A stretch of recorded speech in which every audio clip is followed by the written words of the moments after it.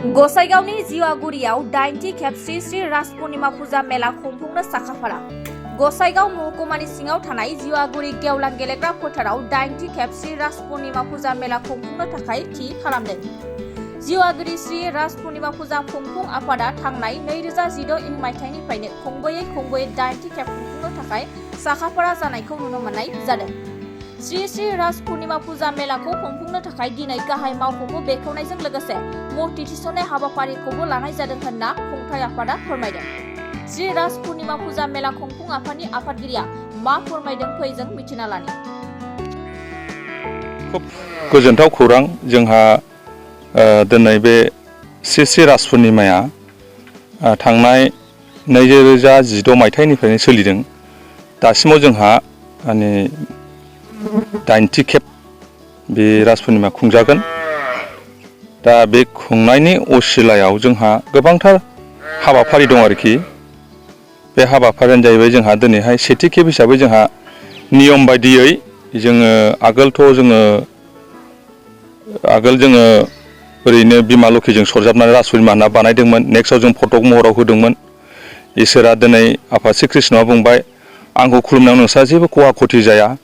राजभोग मोनजानांगौबा राजाव ओंखारनांगौबा राजा जानांगौबा सक्तिशालि जानांगौ होननानै थांनाय बोसोरनिफ्राय क्रिया शक्तिनि गेजेरजों जोंनो देहेननि गेजेरजों खिथालांबाय। बेवहाय जोङो अब्ला जों फैगोन बोसोरनिफ्राय मुक्ति होगोन होननानै जों जेरैबायदि रादाय प्रतिफ्रुति होदों।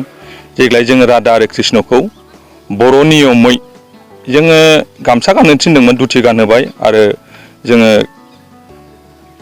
राधाखौ दख'ना गानहोनाय जादों। जों दा फटक महराव निफ्राय जेरै बुंदों देग्लायहाय जोङो मुर्ति महराव होबाय। दा जों बेखौनो नियम बादियै दिनै राज पूर्णिमा लग्न नांनाय तिथिजों गोरोबनाय बिलाय जों दा हरनि 5:30 रिंगायाव जोङो दिसननाय जागोन आरो। बेथ' खुब गोजोनथाव खौरां। जों बर' हिसाबै जों गोबां बुंनांगौ आरो मिथिनांगौ सोलोंनांगौ जोंहा गोबां दङ। धोरोम बिथिङाव हक, राजनितिक बिथिङाव हक, समाज बिथिङाव हक, मावना जानाय बिथिङाव हक। बर'आवथ' बुंनानै थाङोब्ला जों खुलुमै मोदाय गैया। कौटि कौटि 33 कौटि देब देबिखौ जाय मानिनो हायो बेनावनो गासैखौबो गोजोन होनो हानायासो सक्ति। दा बेवहाय जों बर'सा आरो हारिसाना खुलुमखायो। बेवहाय जोंहा राज पूर्णिमानि बेलायाव ओरैबायदि जोंहा बिथांखिफोर दङ। जोङो दिनैहाय दिसनखांनायनि उनाव जोंहा गाबोनहाय मोनसे गिदिर कृष्णजों राधाजों मा सोमोन्दो दं, बाथौजों कृष्णजों मा सोमोन्दो दं, बेफोरनि थाखाय गुवारै बुंफुंनो जों गाबोन सियार खालायलायगोन। जों मोजां आलासि लिंहरखादों।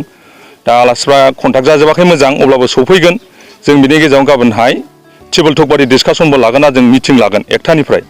दा खोब भाग्यबान जों बुंनांगोन जे राज पूर्णिमा मोनसे जोंखौ गोजोन लामा, गुवार लामा, गेदेर लामा, गेबें लामा दिन्थिलांनो थाखायसो बे राज पूर्णिमा जादों। बेवहाय बर'आव ओरैबाबो जोङो लावखार गसायनानै जोङो खुलुमखायो। बेवहाय जोंहा इसोरफ्रा जेरै बिथोन होदों, बाइक होदों, बे निति रितिजोंसो जोङो खुंलांनो आवगायलांगासिनो दं आरोखि। खोब माने आं बे मिडियानि गेजेरजों रायजो राजा बिथांमोनखौ आं गुरै खावलायहरनो लुबैदों। जेरै जोङो होखानाय थि निति बायदियै जोंहा दिनै 26 थारिख 26 नभेम्बर जोंहा माखासे दसे उनावहा फेथा हास'नाय जाजोबगोन। जों माखासे अफिसफोरखौ मुखुलि खालायगोन। जोंहा नैथि सानावहाय जोंहा गाबोननिफ्राय दा मोनायावबो जों फुजिगोन, गाबोन फुंनिफ्राय जों फुजिगोन। बे फुजिनाय समाव जायहा दिनै सक्तिखौ नांगौ, जायहा जेरैबायदि फोथायनाय दं, जायहा जेराव फोथायनाय दं बेयावनो इसोरखौ मोनो हिसाबै बिसि फिसा लानानै न'खरनि गथ' गथायखौ लानानै गावनि थांखि बिथांखिखौ जौगालांनो थाखायबो बाव खुलुमफैनो हागोन। आरो बिनि थाखाय जों मोजां फुजारि दोननाय जादों। जाय फुजारिफ्रानो जोंहा गोबां माने जोंहा गसाइगाव डिस्ट्रिक्ट अजाफोरनि आरोखि बियो अजा आफादनिनो बोसोनगिरि। बेवहायबो आङो माखासे खोथाखौ बुंनो लुबैखादों।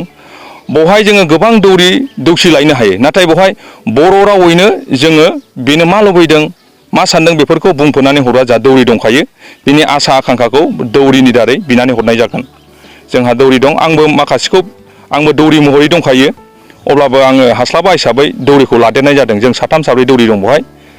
खोब गोजोनथाव खौरां। रायजो राजाफोरखौ आङो मोनसे दिनैनि मिडियानि गेजेरजों जा गाबोन सेथियावहाय जोङो 1 थारिख गाबोन 1थायावहाय जों बिराद गिदिर बेखौ बर'नि निति रितिजों गोरोबनाय मिलायनाय कृष्णजों बाथौजों आरो बर'जों बर'साजों मा सोमोन्दो जायो बोरैहाय जोङो निथि निथि थांबा जोंनि ओनसोल एरियायाव खौसे जौसे लाबोनो हायो बेफोरनि सोमोन्दै जोंहा रायलायलायगोन खोब मोजांथार जोङो गाबोन मोनसे प्रग्राम लादों बेनिखायनो आङो बाथौ सिबियारि रायजो राजा बिथांमोनखौ गाबोन जोंनि लाइमोननिफ्राय लानानै गोबांथार बाथौ सिबियारि जेखि धोरोमाव थाया जेरै ब्रह्मआनो था दिनै नोङो जयगुरानो था जेरै नोङो सोरजिगिरियानो था आंहा बुंनांगौ दरखार गैया धोरोमाव आंहा जेबो सोर माखौ खुलुमबाय थाथों नाथाय सोरहाबा जुदि फोथायनाय दंबा बिसास दंबा फैनो हागोन बाव सियार खालायफैनो हागोन माबा मोनसे सोंनो गोसो दंबा गाबोननि गेजेराव फैनानै जे कृष्णखौ मानो खुलुमो बेखौ खुलुमनानै मा मोनो बेफोर गासिबो कुइसन एन्सार